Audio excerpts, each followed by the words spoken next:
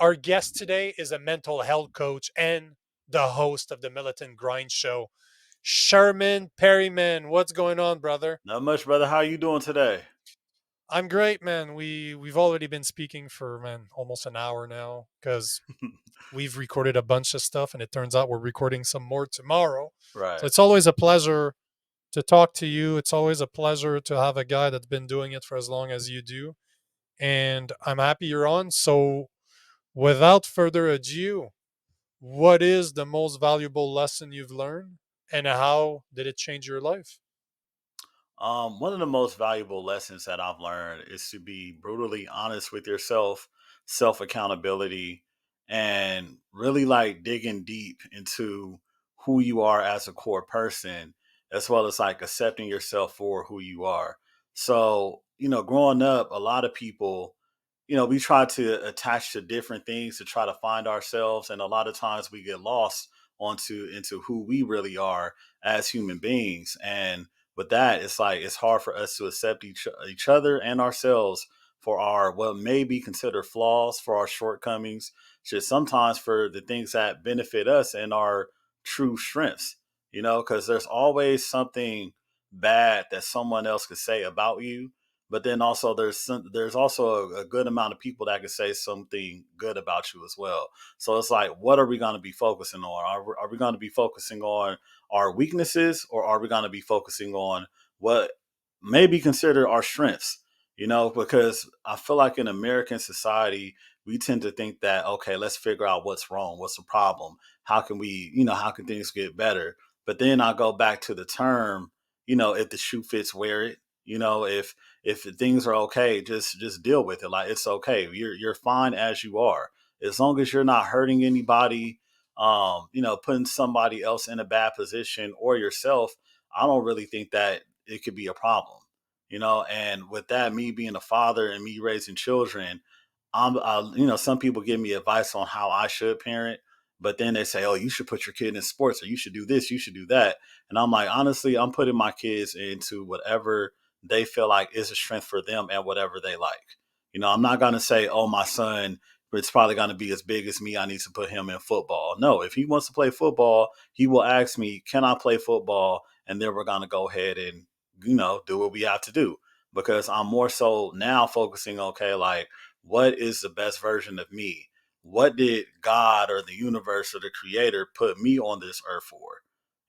And I came from a household of like, people just badgering you, people just, probably talking mess about you for who you are. And then I was thinking about it, yesterday, because I used to be, well, I still am pretty big on social media, right? So I would put out Facebook posts, things to make people think, and things about social issues, society, how we could get better, etc. Right. And then I had somebody in my family, I'm not gonna say who they are, but they were like, "Why are you posting on Facebook all the time? Why are you doing this so much? Like, man, you should do something else, blah, blah, blah." Then I was thinking about it yesterday. I was like, man, I feel like me listening to that like sabotage me from constantly posting on Facebook like I was at the time. But then I was also running a business, and I got a lot of my clientele from posting all the time. Like, there was not a problem with it. That person didn't have a business to market.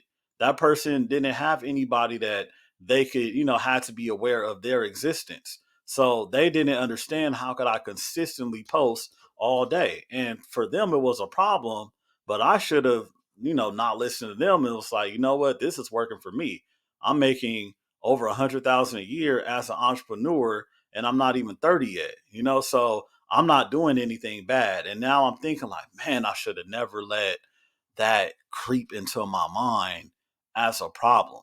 We have to be very careful about who we take advice from, who's the person that's giving us the advice, because a lot of times they're just jealous and they want to sabotage your success, because you know what works for you. Nobody could tell you what works for you. If you're eating every day, if you're getting paid, if if you have your bare necessities, you're okay. Unless that person is in your field and they're doing better than you should not really, you should take their information with a grain of salt. Like, it's not that important. So that's probably the most powerful thing that I've learned myself is to just really be in tune with me, with who I am, what I've always liked, and my core person. Like the person that I wanted to be when I was 10, when I was 11. Now I have long hair, I have tattoos, and, I have this and I have that, but I've always wanted long hair. I've always wanted tattoos. Like I've always been a fan of art. I've always been a creative. And now I'm embracing that fully, unapologetically. And I feel like ever since then, my journey in life has just been blissful. Like I have a one story about me meeting, an actor that was on one of my favorite shows, American Gods. I see this guy in the gym and we're just talking for like 40 minutes, and I'm just like, I can't believe I'm talking to this person, and I've watched them for 3 seasons. Like I watched this person act for 30 hours of my life almost. Now I'm just having a one-on-one conversation with him about the show, and I'm being my like total self while I'm doing that. So it's like, okay, there's nothing wrong with you. You could resonate with people if you are really yourself, because people could smell inauthenticity at the same time. But then that same week, I ended up working with this brand, and I ended up figuring out that the guy who was the CEO of the company, super cool guy. I'm getting to know him. We're all staying in this house, getting to know him. And next thing you know, he tells me he won an Academy Award for one of his films that he produced. And I'm like, so I'm sitting in here dealing with a guy who won an Academy Award. Like, what? Like, you were at the Oscars and you won? And I was just like, what the? And I was like, what's the name of the film? Got the name of the film, ended up, figuring out it was legit. And I was like, wow. And we became friends. We took a picture together. He said it was nice to know you. He said, hey man, take my number. Hit me up. When you come out here, let's hang out. But I guarantee you, if I would have been somebody different than myself, it probably would have been a whole different type of interaction. Good. So yeah, Well said, brother. thank you. Absolutely well said. No, but it's true. It's if there's a massive difference that happened into my life is when I stopped caring about other people's opinion. Oh Not yeah. only do I not care about people's opinion in a way, and I'm not saying I don't care as in screw you guys. I don't care of the people I shouldn't care about. Hmm. I know who I need to listen to, and Right. whoever else is not part of that elite group, Hmm. you can hate me all you want. I'm gonna sleep very well at night. Right. It is not bothering me anymore. But Hmm. it's this is why your inner circle is so important. Not only do you need to trust yourself and do you, but also make sure to be brutally honest about who you keep around you. Yeah. Yes. Yes. Brutally S- honest. I love it, man. If hey guys, Sherman is definitely somebody you should follow. Go check his page, whatever social media he's on there. He runs a great podcast too. I was a guest there. I'm a bit biased, but he runs a great podcast too. So make sure if you like what he's saying to go like him, to go follow him, to go look at his stuff, interact with him. He's a super nice guy.